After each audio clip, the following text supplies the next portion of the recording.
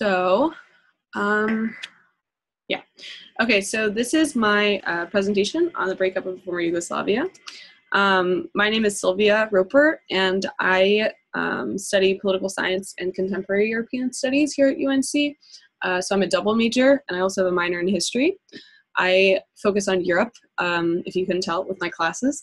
And I studied abroad in the former Yugoslavia, in the Balkans, as well as in Austria, and I'm going to Germany this next fall. I'm also a dual citizen between the US and Hungary, so I just listed like different places that I've traveled, and both of these pictures are from Austria because I really like Austria, so figured they might be relevant, especially if we do the Q&A at the end with Austria as one of the countries. So, does anybody, okay, can you see this? Oh, okay, sorry. Has anyone heard of the former Yugoslavia? Or, like, you can raise your hand if you have or not. It's like an interesting country, I suppose, not super popular. Does anyone know which continent it was on? Okay, so it was on Europe. It was in Europe, Eastern Europe particularly, in the Balkans. And there are like a lot of different countries that came out of former Yugoslavia because it was divided into different republics. So yeah, I'm just gonna go on. Whoops. Okay, so I just included a couple of pictures of like different places in former Yugoslavia. This is a picture of Sarajevo in Bosnia, which we'll be talking a lot about today. These are a couple of pictures from Bosnia as well. But going back to Sarajevo, real quick. So it's a city that has all different types of ethnicities in it. In Bosnia, Bosnia is comprised of mainly Bosniak Muslims or Bosnian Muslims, which they created as an ethnic identity during the Cold War, Serbs, and Croats. So all these different types of people live together, and it's known as the Jerusalem of the West because it's so diverse religiously and in ethnic terms. And it's a really nice city. They have all types of things to do there. They have cathedrals and churches as well as mosques, so you can hear like church bells ringing at the same time as like the calls to prayer for like Muslims to go to the mosque. So pretty cool. And then these are two other parts of Bosnia. Some of these are my pictures, some of them aren't. So the one on the left here is Mostar, which is a Croat Bosniak city in the south of Bosnia. So it's mainly Catholics and Muslims who live there, and it's like divided, segregated basically. And they don't really mix together, but they both live in the city. And then on the right is Banja Luka, which is the capital of the Republika Srpska, which is where Bosnian Serbs live. And I know that this is pretty complicated, unfortunately, former Yugoslavia is, but I'll try to break it down for you. So this is from Croatia. Dubrovnik is here on the left, which is one of their like popular tourist destinations, beautiful place. And the other one is Zagreb, which is the capital of Croatia. And these countries were all involved in the breakup of former Yugoslavia in pretty significant ways. This is Serbia. These are both pictures from the net because I haven't been there, but this is Belgrade, the capital, and then this is like the countryside. So you can see that they're all kind of similar. Okay, and then lastly, this is Kosovo. This was taken in Pristina, which is the capital. It's a relatively modern place, industrialized, very industrial. Kosovo is an interesting place because it's a part of Serbia, or former part of Serbia, and not everyone recognizes Kosovo as a country around the world. And then this is a picture of another divided city called Mitrovica in northern Kosovo. So half the city is comprised of Kosovar Albanians. And the northern part is mainly Serbs who live there, and the Serbs don't recognize Kosovo as a country, whereas the Kosovar Albanians do. And so they don't really talk to each other or like communicate because it's just very like, has a lot of animosity in the relationship, yeah. And so in order to basically show solidarity while still being divided, they built a peace park, which is basically on a pedestrian bridge. This park where no one ever crosses over, but basically like you can't drive over it anymore. So it's like a symbol of really the tension there, even though it's named a peace park. And then down here is just an Orthodox monastery called Gračanica in Kosovo. This is rural Kosovo, just to give you guys some pictures of like the land is very geographically beautiful. A lot of mountains, a lot of really nice rivers and lakes.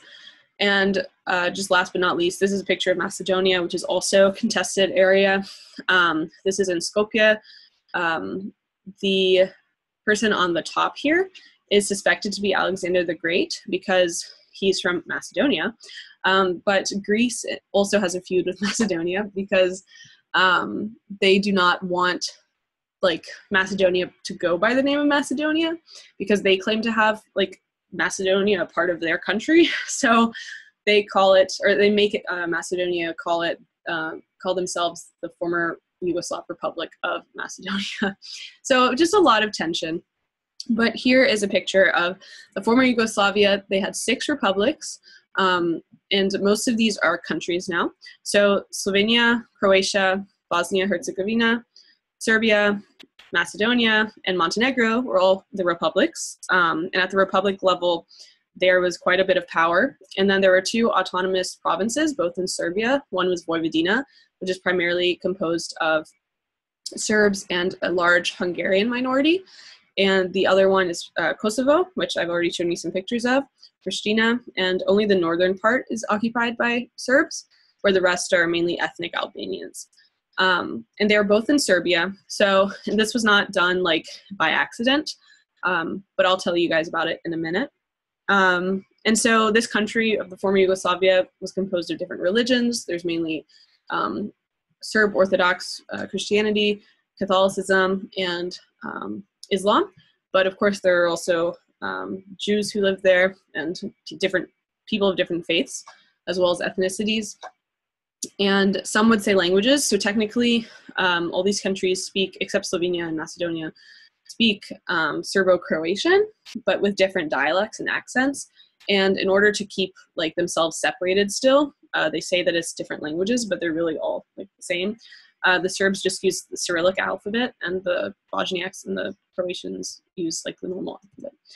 Okay, so sorry, I feel like I'm kind of rushing through this, but there's a lot to say. So early history, there's actually 3 Yugoslavias, but all in the same area. So the first Yugoslavia was created at the Paris Peace Conference after World War I, because in World War I, or during that time, the Austro-Hungarian Empire had like annexed it as a territory. Actually, World War I began, or is said to have begun, because ethnic Serb Gavrilo Princip shot the heir to the Austro-Hungarian throne, Franz Ferdinand.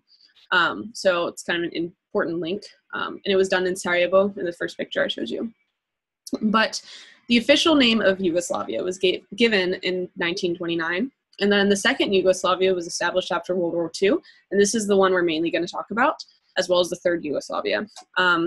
And so the third Yugoslavia was not communist, but it was during 1990s. So this man is very important. His name is Josip Broz Tito, and he is a Croat ethnically. He was born in 1892, served in World War I and World War II. In World War I, he was a soldier for the Austro-Hungarians, and he was captured in Russia. But during that time, he became a communist and converted to Bolshevism, which was like the Bolshevik Revolution in Russia, communism. But he's really important for Yugoslavia. Basically, the second Yugoslavia is his creation, and World War II and his regime are the most like well-known things about him. So Tito is a very important figure.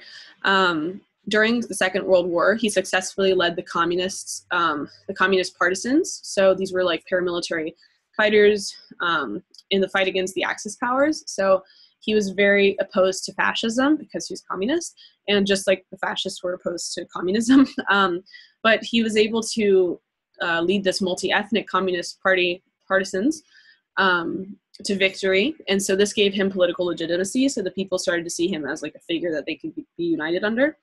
And then he became the leader of the second Yugoslavia after World War II. Now, Stalin also during that time was like known as the leader of like the whole communist regime after World War II in Eastern Europe, and of course in the Soviet Union and the Soviet republics. But Tito, however, because he came to power himself through this communist partisan victory, he was seen as the leader of Yugoslavia rather than Stalin. So Stalin didn't have as much influence over him. And so at first, Tito admired Stalin a lot, but actually they started to quarrel because Tito wanted to have an independent way of ruling, particularly in foreign policy matters. So he was much more open to like the West and Western influence in a way than Stalin was. And so they had a split. So Tito's key slogan, and the key slogan of the Communist Party of Yugoslavia, was brotherhood and unity. So basically ethnicity wasn't really like important. It was suppressed, and people who were nationalists were punished. And that's when Muslims, like Muslim became an ethnic identifier. So the people who lived in Yugoslavia who were Muslims were just known as Muslims, even though it's like a religious identifier as well. So Tito is known as having a questionably soft dictatorship. It was definitely a totalitarian style of ruling. He had absolute power, but there was like a lot of, it was very different than Stalin and different than the leaders of the Soviet Union, who really like kept an iron grip. So for one, the people in Yugoslavia had free movement. They could travel outside of the country. They could travel within the country. It was relatively open. Artistic freedom was allowed to an extent. There was censorship, but it wasn't to the extent of like the Soviet Union. The republics of Yugoslavia had greater powers than maybe one would expect, especially as time went on. It was a very decentralized system, which meant that the power was rested within the republics rather than the federal government, where like Tito was. There was this idea of socialist self-management, so people and the workers could kind of manage themselves. It was, again, more like individualized in a way. However, dissent was eliminated, and there was still like a totalitarian aspect to his rule. So he died in 1980, and he was the main unifier of the people. And so after his death, things started to heat up a bit. So these are just a couple of pictures of him. He was military leader, and he also was known as a man who stood up to both Hitler and Stalin successfully, which was a pretty big deal. And that gave him a lot of political might, I guess. So in the 1974 Constitution of Yugoslavia, it was very important because it gave a lot more independence and sovereignty to the republics within Yugoslavia. So these countries, they're countries today, but the republics of the time, like Bosnia and Serbia, they were given a lot more powers in comparison to the federal government. So basically everything except like military and foreign affairs were given to the local republics. So during that time, the central government weakened. There was a collective presidency with Tito as like the person above it, but after Tito's death, there was just this collective presidency, and it didn't do very much. So the republic started to pursue their own agendas, and they wanted their own legitimacy, like the people, the politicians there. So local governments became a lot more important than the federal government. And ethnic tensions started to resurface because this brotherhood and unity thing didn't really hold out after Tito died.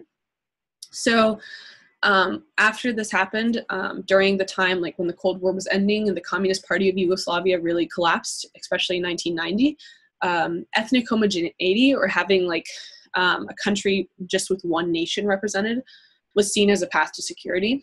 However, Yugoslavia had all types of ethnicities, and they were spread out everywhere. So this was a major problem. So how would you create that ethnic homogeneity? Well, nationalism was the instrument of that. And one of the problems was that like one national majority in a republic, like let's say Serbs, could be a minority in another. So like in Bosnia, the Serbs were the minority, but they have a republic that's representing them. So it was very complicated. So the first free elections were held in 1990, where Milosevic, who I will tell you about in a minute, and Franjo Tuđman won as the presidencies of Croatia and Serbia. However, Milosevic really started this use of nationalist rhetoric around Yugoslavia because he told Serbs in Kosovo that they would be defended against Kosovar Albanians because the Serbs claimed that they had been persecuted, and he told them famously that they would not be beaten again. And that's kind of the that went against party policy, the Communist Party, in 1987. But basically, he was able to use this, and other politicians like latched onto it. So the one up here on the top left is Slobodan Milosevic, and he is the Serb president, especially during this time. And he said that the loss of national identity is the greatest defeat a nation can know, and it is inevitable under the contemporary form of colonization. And so basically speaking out against like nationalism not being a like key identifier for the people. This is Franjo Tuđman, who died in 1999. And so he stayed in power until his death in Croatia for 9 years. These two figures are very important, but all these people are important, so that's why they're up here. And they're to give you names to faces, or faces to names, sorry. This is Alija Izetbegovic, who is the president of Bosnia and Herzegovina when the wars broke out. He's a Bosniak Muslim. And this is Radovan Karadzic, who became the leader of the Bosnian Serbs during the war.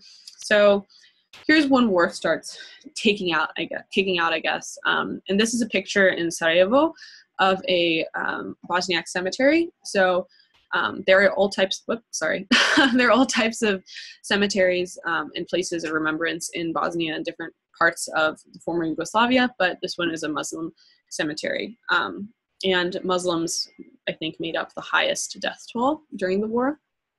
So the notorious characteristic of the Yugoslav war was ethnic cleansing, which is a process of a policy of elimination of different ethnic groups or religious groups that you don't want. This can be done through forcible displacement or mass murder, deportation, or even by the threat of such acts. So the intent is to create a territory inhabited by just one one homogeneous ethnicity or religion or like culture, or people of the same history or culture. So this meant that people, or that the ethnicities within former Yugoslavia wanted to create ethnically homogeneous places. Like the Serbs wanted like a place for just the Serbs. Bosniaks were, hoping for a place with just the Bosniaks. Croats for just the Croats, etc. And with this, they wanted to take the territory that the people who were the minorities of other republics, they wanted to take that with them and add to their states. So this created a major problem because then it's also a battle of territory, which is obviously an issue. So with the breakup of Yugoslavia, it started with 1991, the summer of 1991, where Slovenia and Croatia, these two republics over here, which were the most Slovenia was the wealthiest republic, and these were the most westward looking republics. They declared their independence. So they just said that they were not going to be a part of the former Yugoslavia anymore. But the international community didn't really acknowledge this, and the former Yugoslavia was mad about it too. So by this time, Yugoslav army was really not happy about this declaration either. And Slobodan Milosevic was also the leader of Yugoslavia. So he was the leader of Serbia, but also leader of Yugoslavia. And so the Yugoslav army was sent there, but the fighting lasted only 10 days. Even so, some people died, and it was unfortunate, but I guess Slobodan Milosevic had made a deal with the president of Slovenia and basically said that it's okay for it to be let go.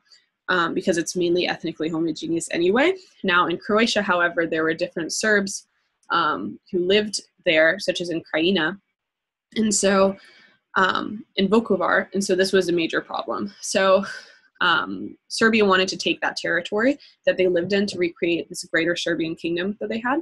And then during this time, Macedonia declared their independence peacefully, so they were able to get away.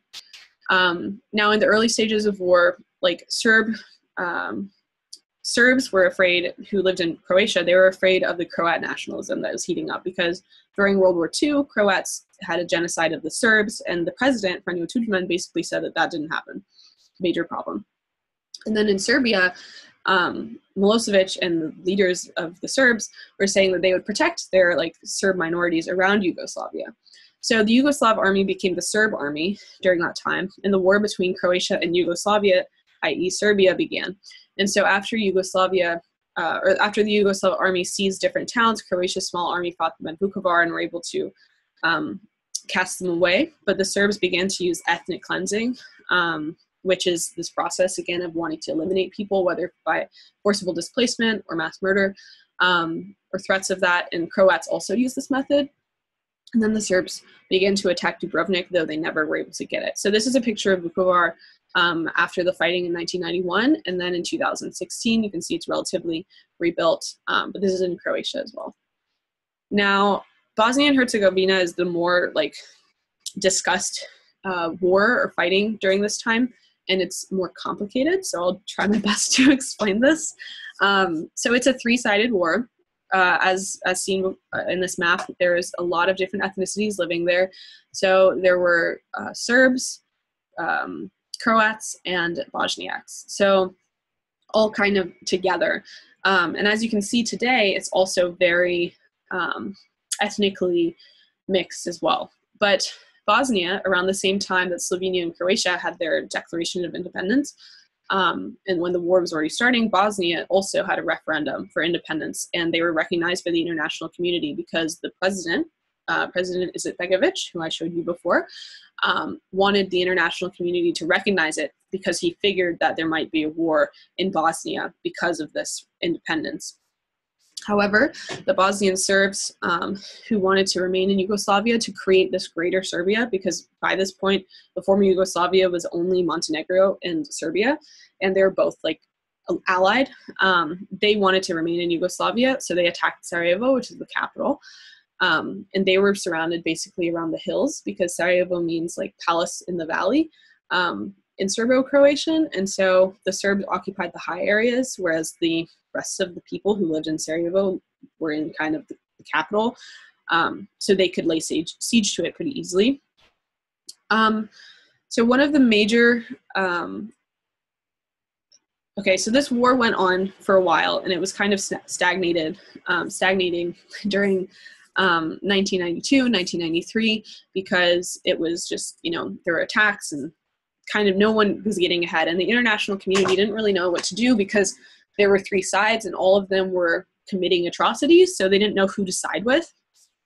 But in 1994, the Croats and the Bosniaks signed a peace deal, so they joined forces and started to try to push against Serbia, or the Bosnian Serbs. And then also in 1994, the Bosnian Serbs again attacked Sarajevo, but they did it at a marketplace, and mainly civilians died. Over 60 people did, and around 200 were wounded. And so this was a major news story, and the international community was angry about it, but they didn't really know how to try to stop it and intervene. So the UN and other international organizations, of course, tried to come to like aid the situation, but it was made up of member states who didn't really have any vital interests in the area. There's no like major natural resource. It didn't really affect anybody. So there's kind of this dilemma of like collective action, like of a bystander effect, where, you know, if you feel like someone's going to do it, someone else is going to intervene for you, but like the costs were also like really heavy. So people didn't really know what to do in these other countries around the world. So the UN declared 6 safe areas where there would be no fighting in Bosnia, and their their military arm, or maybe like armed force, I don't know how to describe them, but UNPROFOR came to distribute humanitarian aid during this time. And so, however, there was a place called Srebrenica that was also a safe area, and it was a primarily Bosniak place, and it was staffed or armed with maybe like 500 Dutch soldiers for UNPROFOR. And at night, the Bosnian Serbs attacked the city. They took some of these Dutch troops or soldiers of UNPROFOR hostage, and they started to ethnically cleanse the city. So they like cast out, forcefully tried to displace these people who lived there, who are mainly Bosniaks, and like occupied it themselves. And these people started to flee towards a base, and it was like an airfield called Potocari. And unfortunately, the Bosnian Serbs held this place, which they didn't realize. And so when this happened, they committed it was the biggest genocide since World War II, where more than 8,000 people, mainly boys and men of all ages, were killed on the spot. And because of this, this I guess event, Srebrenica is known as one of the biggest failures of the UN ever. And then NATO had used the Air Forces in 1994, but they became more concentrated in their airstrikes in 1995 against the Bosnian Serbs. And finally, they came to the negotiation table because of this. Whoops, sorry. And then the peace treaty for Bosnia was signed in late 1995, but it was the presidents of the country who did it. So the presidents of the different countries. So of Serbia, Milosevic, Bosnia, Begovic, and Tudjman for Croatia. And it was facilitated in Dayton, Ohio. So fun fact, I guess, if you're ever in Dayton, Ohio. But this peace agreement created Bosnia that was divided into two entities. One is the Serb-dominated Republika Srpska, and then the Croat-Bosniak Mixed Federation, which is made up of cantons. And then there's a collective presidency with 3 presidents of each constituent people, or these 3 ethnicities mainly. And then after this war ended, different leaders were suspected of or were convicted of war crimes. So Milosevic actually died in The Hague because he was serving a sentence for war crimes. And the man Karadzic that I showed you earlier, who was the leader of the Bosnian Serbs, just got convicted recently in 2016, and he's serving a 40-year sentence. So after Bosnia, and this is the last slide about war, I promise. I know it's very complicated and a lot, but after Bosnia, Kosovo, where this whole kind of situation took place when Milosevic said you will not be beaten down to the Serbs living there, Kosovo decided that it did not want to be a part of Serbia anymore. It was an autonomous province. It had relative independence, so it decided to secede from Serbia. Now, in the Serb collective memory, the Battle of Kosovo Polje was really important, which took place in Kosovo. It's like the Battle of Kosovo Plain. So the Ottomans were against the Serbs, and the Serbs lost, which meant that they basically lost their empire at that time. But this was a very important site for them historically. Kosovo, as mentioned before, is divided between 2 ethnicities, mainly Serbs, which are represented in the purple, and Albanians, who are Kosovar Albanians, who are represented by the red. So you can see it's primarily Albanians. And these are Muslim Albanians, and these are Orthodox Christian Serbs. So Kosovo called for independence in 1995, I think, but it was peacefully protesting in the beginning. Then they founded the Kosovo Liberation Army in 1996, and tensions just kept escalating until war began in 1998. But the war ended because the international community took action more quickly, and NATO conducted airstrikes on Serbia and Belgrade in order to get them to stop what was going on. And at this time, Milosevic was still the president of Serbia. And then Serbia and Montenegro also split up, and so Yugoslavia was officially dissolved into its republics, as states. And then in 2008, Kosovo became a separate state. So it is now a country, though not all countries, such as Serbia and its ally Russia, do not recognize it. But the US and other places, mainly in Western Europe, recognize it as a country. So just as a recap, this is the former Yugoslavia in 2008. This is Slovenia, which seceded first. Croatia, where the war actually started. Bosnia, where there was the most ethnic cleansing that took place. Montenegro, which was allied with Serbia during the war. Serbia, which had the 2 autonomous provinces. And Kosovo, which became a country, which seceded. And then Macedonia, which kind of got away without any major problems. So why is the breakup of the former Yugoslavia so important? Well, there are a lot of different reasons to that. It's something, first of all, that isn't really touched on in K through 12 education, I think, history courses. I didn't really learn about it when I was in high school, but it's really important. That doesn't mean that it's not important. So The unique challenges that this country faced included the rise of nationalism. So we can see that it's a very important thing and that it's a dangerous thing. And it's pretty relevant to what's going on in different places in different parts of the world today, as there's been a lot of a transition to nationalism. Ethnic cleansing and genocide were committed in this war, which was the first time since World War II, and it was horrendous, and the international community was just surprised by it, and no one really understood what was going on. And this also genocide happened in Rwanda as well, which was in the 1990s as well, which was a crisis. And then the independence, the declarations of independence led to war, which of course had led to war in the past when the US declared independence from Great Britain. There was the Revolutionary War, but it wasn't as violent or brutal as this war was. So the unique challenge, I guess, and the unique parts of this war in the former Yugoslavia was that it was just so violent and so brutal, and there was just so much tension, and there's still a lot of tension. So just a quick ending point. During the 20-year anniversary of the Srebrenica genocide, which took place in 1995, in 2015, all these different leaders of the world came together, like President Bill Clinton, who was president during the time of this war. The US was there. And then also the Prime Minister of Serbia, who was once a part of Milosevic's government, but is now a very much pro Western politician, was paying his respects. And this crowd, which was made up of tens of thousands of people, many of them survivors of this situation, or who family members of people of the victims, were angry. And so they started to throw stones at him. And he actually got hit in the face and his glasses broke. But the crowd was angry because Serbia, although it has recognized that something happened at Srebrenica, has at that time at least did not call it a genocide.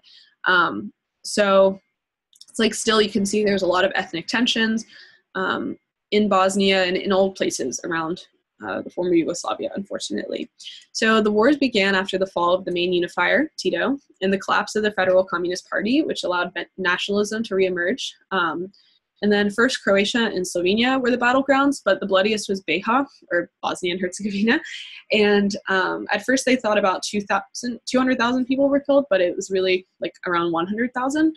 But the crisis created over 2 million refugees and internally displaced persons. Afterwards came the Kosovo Crisis, but by that point the international community took action more quickly, and horrific atrocities occurred on all sides, although the Serbs are usually the ones that are known for what happened. So I guess, so this is a question and answer.